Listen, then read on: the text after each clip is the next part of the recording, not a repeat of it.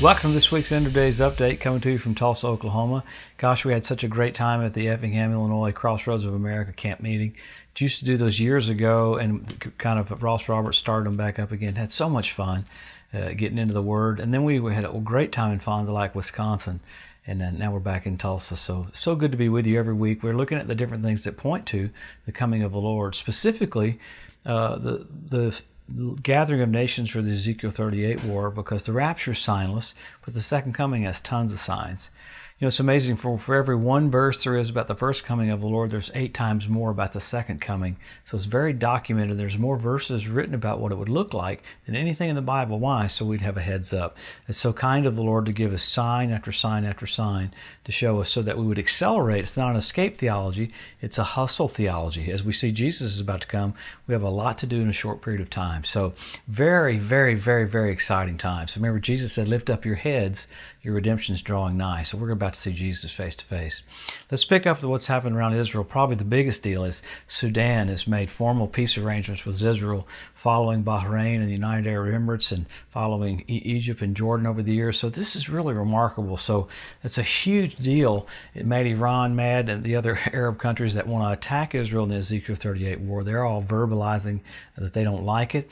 But it came out that not just Saudi Arabia is going to probably do formal ties after the election, but 10 more Arab nations look like they're going to make formal agreements with Israel. So exciting, because eventually there's going to come a false peace where the Antichrist will actually have a pact with Israel. And we know about that from Daniel 9. But wow, we're watching the setup and the doorway for all this stuff right in front of our eyes.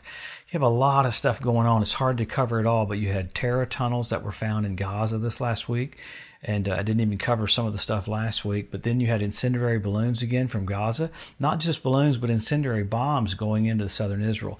It's amazing how it's hard to retaliate where you want to, because the Palestinians keep putting missiles all around children, all around schools, all around hospitals. So Israel is having to basically just let them blow up the southern part of Israel. It's crazy. A lot more happened this week as well with Syria. This was pretty interesting. You had 3 different air attacks in Syria this week. This is on Israel's border. Russia did an airstrike in Israel against some Turkish soldiers. 34 some odd Turkish soldiers were killed in Idlib. Then you had the United States do an airstrike that took out some ISIS leaders and Al-Qaeda leaders there in Syria as well. So you got one airstrike after another. The one that really gets my attention is Israel's airstrike. They got another convoy of missiles coming from Iran. It is remarkable. I think it's up to maybe 22 or 23 airstrikes that Israel's done on missiles coming down from Iran, down into Syria, working their way over to Hezbollah. With that, you had Hezbollah pull up its reservists just because Israel's doing an activity on the northern part of Israel, so Hezbollah's getting ready again. Now, in the middle of all this, Hezbollah's been trying to make peace with Israel. Well, Israel's actually been trying to make peace with Hezbollah, but once again, I talk about the Palestinians never miss an opportunity. So it is so wild watching the different portions of nations do a little bit of peace, no peace, a little bit of peace, no peace. Along with that, you've got Israel right now trying to push Netanyahu out as hard as they can. The left is going crazy. Why is that? Because he likes the Bible. Basically, whoever likes the Bible, it's like Lucifer's going crazy to try to get them out of office. So it's interesting things happening there. In Iran, this last week, the UN watchdog came out and confirmed that Iran has 2 underground nuclear facilities where they're enriching uranium and plutonium, building centrifuges.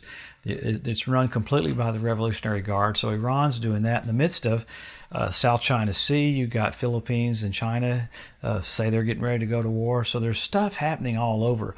Not to even mention all the storms, not to even mention all the earthquakes, not to even mention the asteroids that keep coming by every week that NASA finds out after the fact. So, man, there's so many things pointing to his return. So exciting times.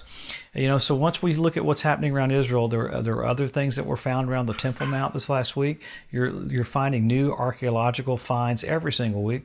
One of them came out and said they know exactly right where the Ark of the Covenant was. So it's just cool stuff. They don't only have 1 red heifer, they have 6 red heifers now. So amazing things pointing to the return of the King. Jesus of Nazareth coming back. So we always go look at the scripture for the signs because they're blatant, they're exact, they're precise. They make it super easy for us to understand. Remember, Jesus said the generation that sees Jerusalem won back and Israel made a nation, he said that generation won't pass away till all is fulfilled. So that's happened in our lifetime. And I've heard people say, well, I don't believe that. It doesn't matter. I mean, it's pretty much in our face how blatant it is that Jesus is just about to come back. But after that, you've got the Hebrew language restored. You got the Ethiopian Jews brought back in one day. You have the fertility of the land of Israel. You have the revival of the Roman Empire. And gosh, I hadn't even talked about Macron fighting with Turkey's president. They're going back and forth. Turkey called Macron, said he was mentally unstable.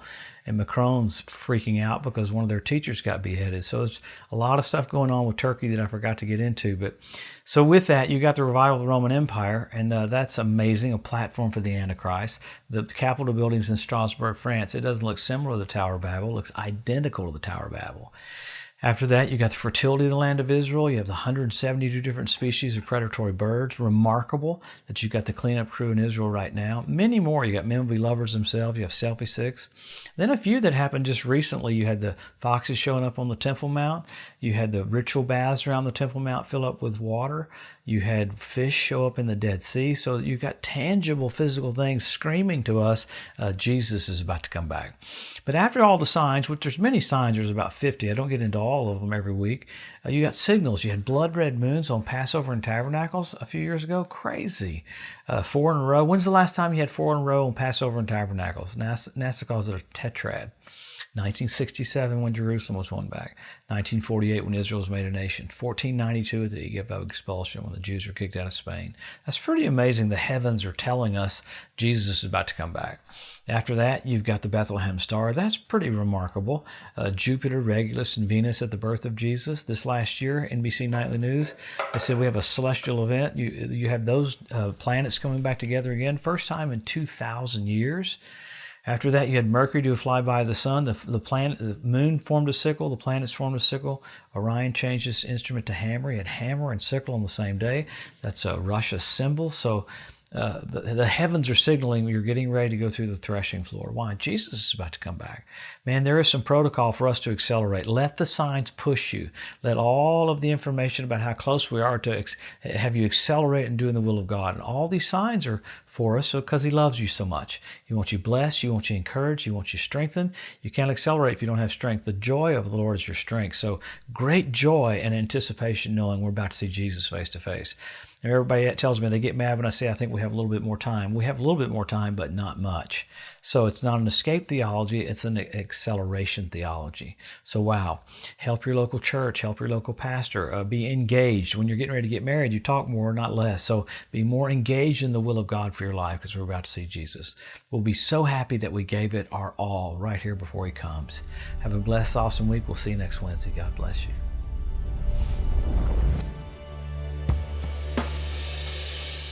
Thanks for joining us today at the End of Days Update. If you'd like to be notified every time there's a new post, just go to the edu at josephmorris.com and subscribe to receive email alerts.